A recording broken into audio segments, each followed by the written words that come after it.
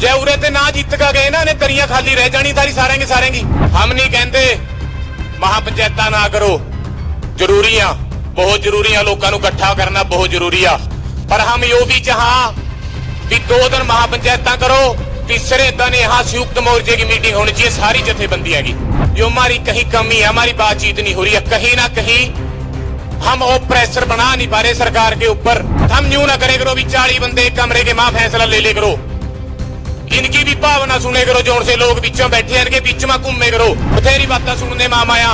राजनीति चल रही है, कोई बात नहीं, जो है भी है किसी के अंदर राजनीति का कोई नहीं।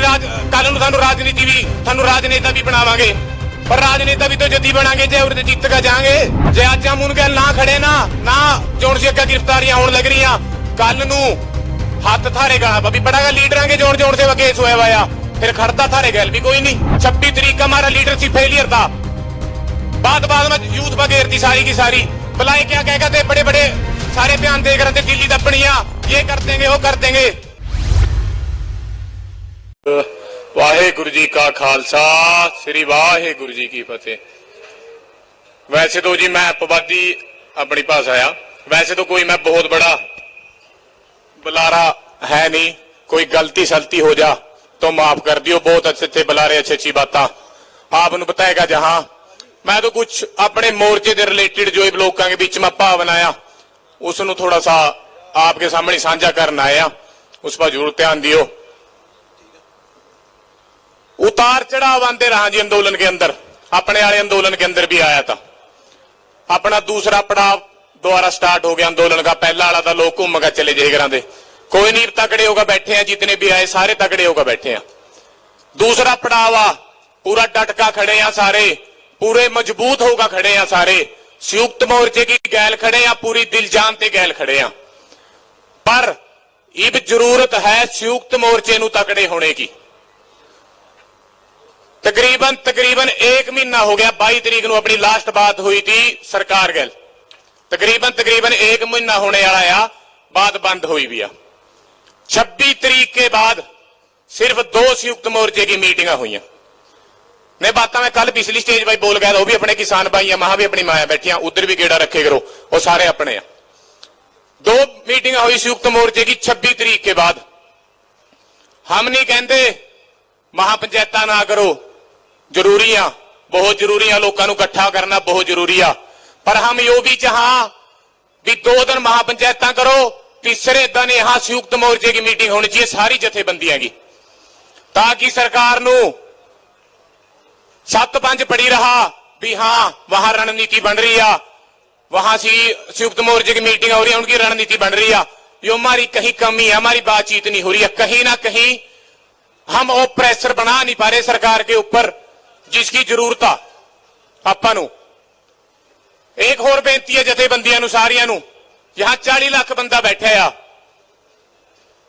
हम यूं ना करे करो भी 40 बंदे एक कमरे के मां फैसला ले करो, इनकी भी भावना सुने करो, जोन से लोग बीचों बैठे हैं इनके बीच में घूमे करो, नहीं घूम सकते चलो इन पर टाइम घट हुआ, थोड़े लीडर कोई दिक्कत नहीं है, कमेटी तो बना सका हर एक जथेबंदी अपनी अपनी, भी वो लोगों के बीच में घूमो, उनके विचार लिखो, भी अगली रणनीति में जब भी बनावांगे उनके विचार जरूर बीचों सुने। जहां इब आप्पा ने सारे का सारा बोझ आगुआ दे रखा, भी आगू आप्पा ने सारी जिम्मेवारी दे रखी, भी मारे आगू मानू एक दिन यहां से जीत लैके ले जाएंगे।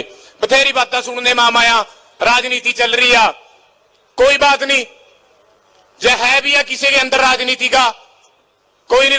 कल नूं राजनीति भी थानू राजनेता भी बनावांगे, पर राजनेता भी तो जदी बनांगे जे उरे जीत का जाएंगे। जे उरे ते ना जीत का गए ना ने तरियां खाली रह जानी सारेंगे की। जब जीत का जाएंगे थानू राजनीति भी करावांगे। हम चाहया भी कल नूं कोई मारे मत नेता बना, कोई दिक्कत नहीं है, मारा भला करा, थानू लीडर भी करावांगे कल नूं, पर यहां भी जरूरत है या यहां की जीत की बहुत जरूरत है। 100 मन मिटावा थारे आपस में लीडर के भी, चलो जो भी अपना 26 वाली बातों तो सारे बता ही दे आपां नूं भी ये होया था। वैसे तो आप 26 नूं कोई कुछ कहा, हम दिल्ली दब गए थे 26 तारीख नूं, ठीक है, और जब दोबारा संयुक्त मोर्चा खोल देगा दोबारा फिर दब लेंगे, ठीक है।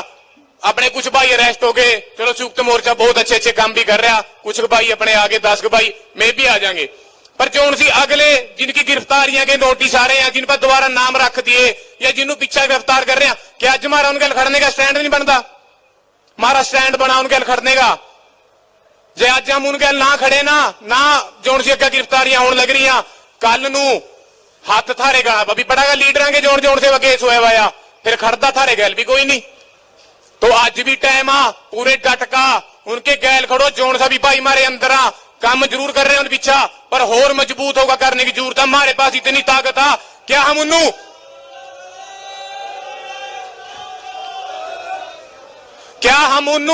जेड़ा मत नहीं ले सकते? बहुत ताकत हमारे ऊपर, परमाणु तकड़ा होने की जरूरत है। यूथ नू बहुत वैल्यू देने की जरूरत है।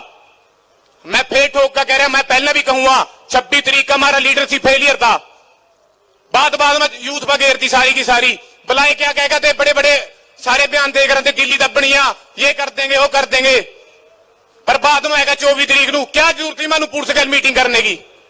मानू कोई जरूरत नहीं, हम घर आते आए थे जब हम पुलिस गैल बात करके आए थे, क्या जरूरत थी मानू पुलिस गैल मीटिंग करने की? हम कहते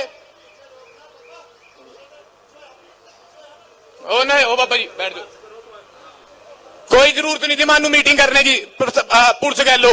हम कहते हम अपनी तैयारी करो, हम अपनी तैयारी करांगे, कहीं ना कहीं गलती मारी थी, ठीक है, पर चलो कोई नहीं, यूथ पर बात घेर दी, यूथ ने काम खराब कर दिया, बथेरे अपने गद्दार भी बता दिए भी हाँ चलो कोई बात नहीं, हम फिर भी संयुक्त मोर्चे के सारे के सारे पूरी जिंद जानते खड़े हैं, क्योंकि संयुक्त मोर्चे के पीछा इतने करोड़ा परिवारों का फ्यूचर थारे ऊपर देख रहे हैं, संयुक्त मोर्चे के लीडरों के ऊपर देख रहे हैं, उनका बच्चे का फ्यूचर, आने वाली फसल का फ्यूचर, आने वाली नस्ल का फ्यूचर, सारे का सारा हूं आगू आपा इनू तगड़ा होना पड़ेगा।